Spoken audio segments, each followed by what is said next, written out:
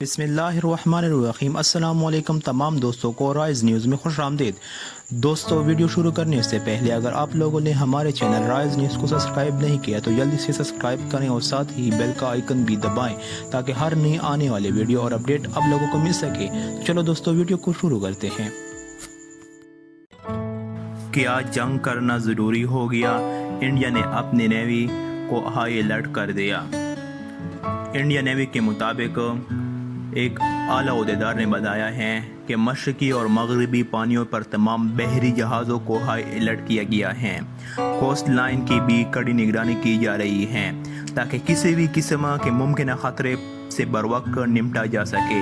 Indian navy مکمل طور پر متحرک اور اس کے تمام جہاز ہائی الرٹ پر ہیں۔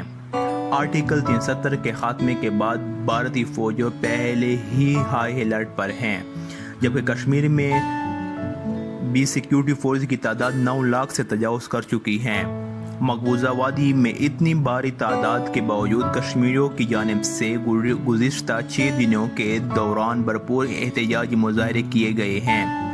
پاکستان کی جانب سے واضح کیا گیا ہے کہ آرٹیکل 370 کے خاتمے کے بعد بھارت اس معاملے سے توجہ ہٹانے کے لیے کوئی بھی شرارت کر سکتا ہے۔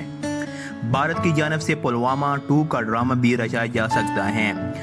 پاکستان کی فوجی اور سول قیادت نے بار بار واضح کیا ہے کہ وہ ہر طرح کے خطرے سے نمٹنے کے لیے تیار ہیں اور بھارت کو کسی بھی مہم جوئی کی صورت میں منہ توڑ جواب دیں گے۔